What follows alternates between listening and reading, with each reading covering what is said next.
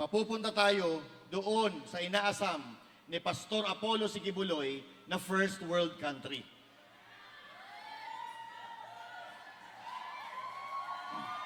Gusto nyo ba maranasan ang first world country? Sama-sama po tayo. Ako gusto ko rin. Pero ang mga taga-KOJC, nararanasan nila yan. Dahil city inside the city, ang Glory Mountain Kingdom, yan po. Yan po ang dinadanas ng mga taga-KOJC. At gustong iparanas yan ni Pastor Apollo Sikibuloy sa buong Pilipinas. Anong gagawin ni Pastor sa korupsyon? Ngayon po, mga kababayan, para maintindihan nyo,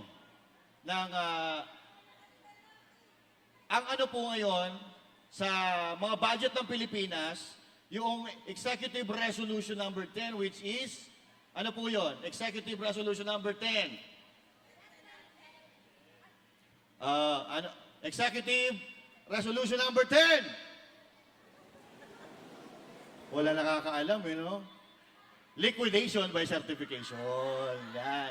Liquidation by certification, meaning, kapag may pondo ang gobyerno, dadalhin sa isang proyekto, ang isusulat lang nila ay hereby certify the total budget amount of 3 billion para sa tulay.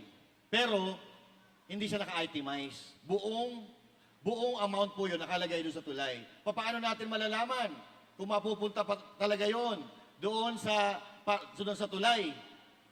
Tatanggalin po yan ni Pastor Apollo Sikibuloy bagkus siyaan po ay papalitan ng certification via receipt.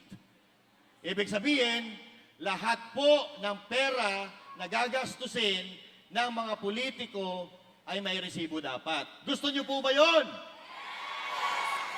Yun po ay isa sa mga gustong mangyari ni Pastor Apollo Sikibuloy na alam namin, number 1, korupsyon talaga ang dahilan kung bakit hindi umuunlad ang Pilipinas. Now,